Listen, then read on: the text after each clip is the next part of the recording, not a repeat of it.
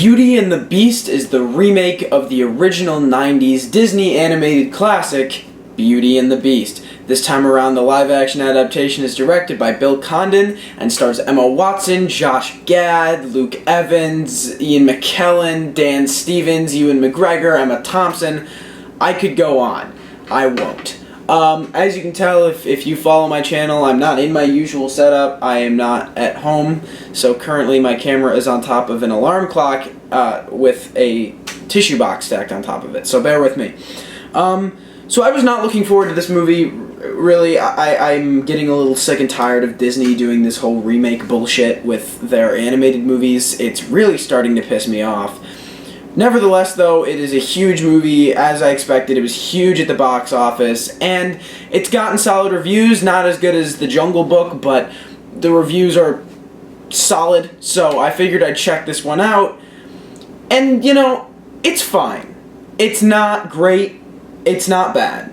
The movie has a lot of problems, but there are a lot of things I liked about it. Starting with things I liked about it, some of the songs were pretty good. Emma Watson can actually sing, but the problem is, I don't know how they recorded the songs, but every single song looks like it's dubbed. Like, you can just tell it's not sung live. La La Land did a good job with that. You can tell it's not, or you can't tell it's dubbed. Even The Jungle Book, like, it looks fair. All the songs look like they're lip-syncing and then the recording goes over it. But the songs are solid. Be Our Guest was done well. A couple of Emma Watson songs were good. Even the Kill the Beast song was pretty good. I enjoyed most of the music. I thought they did a solid job with that. I'm not sure, like, I can't remember. It's been a long time since I've seen the original, what carried over and what didn't. I remember Be Our Guest, obviously, but it was well done from what I saw.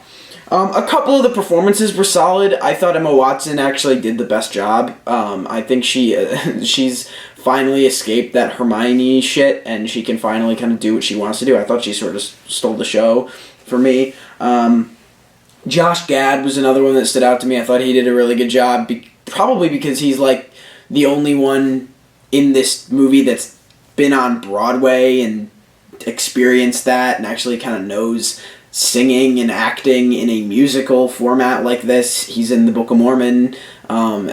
I think he did a really good job because he knew what he was doing. Even Luke Evans, I thought, portrayed the character the way he should have, despite the fact that I think his character was written extremely poorly. I'll get into that a little later. I think the writing is the worst part of this movie by a long shot. The third act, as a whole, was actually good. I enjoyed the third act. The first two are very shaky, and then it got into the third act, and I was actually enjoying the movie. I thought they did a good job wrapping it up and showing the climactic points and everything leading up to that. I think they did a good job with the third act. The resolution was solid. It kind of just, it was everything you wanted it to be. It didn't drag, which was nice, because the movie does feel a little slow at a lot of points.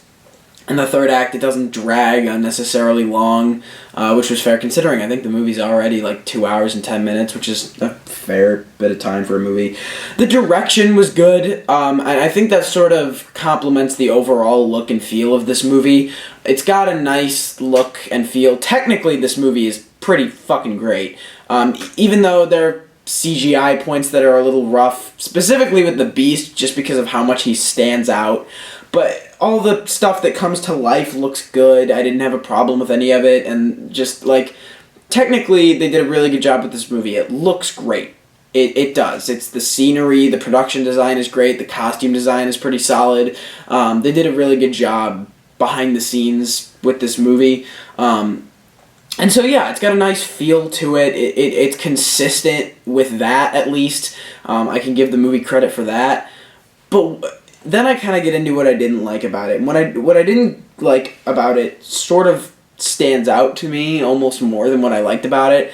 It's the writing. It's the script. There are points where it's like, it's painful. Like, some of the lines are just gross. The whole movie feels so forced. It feels so shove it in your face, cram it down your throat forced. Like setting up Gaston as this kind of gross, weird guy. It's so...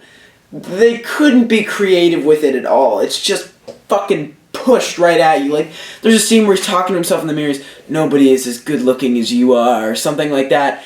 And it's just so bad. It's someone sat there and wrote that, and I can't help but sit there and go, did Luke Evans not feel like an idiot when he was saying these lines? And that's the problem, because like I said, yes, the overall feel and look, the look of the movie is consistent. The tone in terms of writing and dialogue isn't. It's so forced. It doesn't feel right. It doesn't feel like these characters are actually saying these things. It feels like these characters have been written and given motivation by a director and by a screenwriter, and then actors are now playing these characters. That's the whole problem with this movie, is just the forcible feel of it, and you can never shake it. You can never shake it, because it'll get on the right track, and then someone will say a line that just makes you want to slide down in your seat and die. It's just, it has way too many of those moments to make it passable. And I wish it didn't have that, because if the movie script had been consistent and well written, this would be a good movie. But it's just not. There are so many moments where it's like, ugh. Even the beginning, they have narration at the beginning that's going over scenes, and I think they do that in the original too, but the problem is that you have the narration going over the scene, and you can tell fine what's going on. If you took out the narration from the beginning, you'd still be able to see perfectly what was going on. But for some reason, they add the narration, and it's annoying. It's like, yes, we can see that.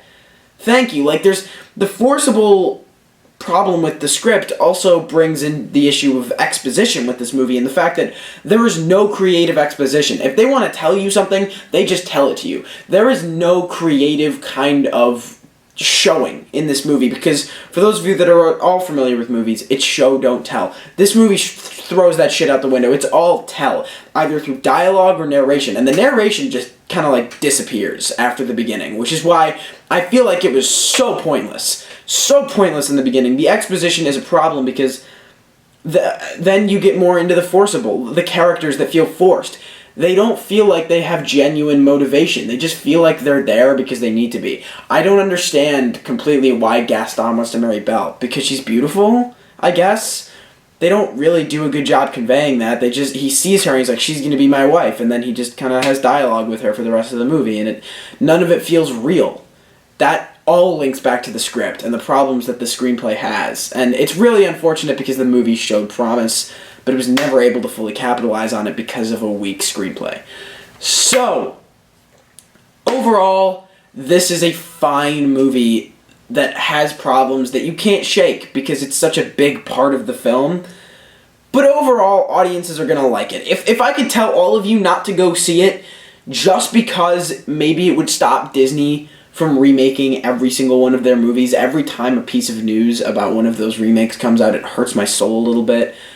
Even, okay, I'll admit, the casting for Lion King is Donald Glover, that's cool. But, like, it's driving me insane, because Disney has always been a company that we've held to a high standards of originality, and a film company that's really transcended everything that's happening with Hollywood right now, and now they're just hopping on the bandwagon because they can.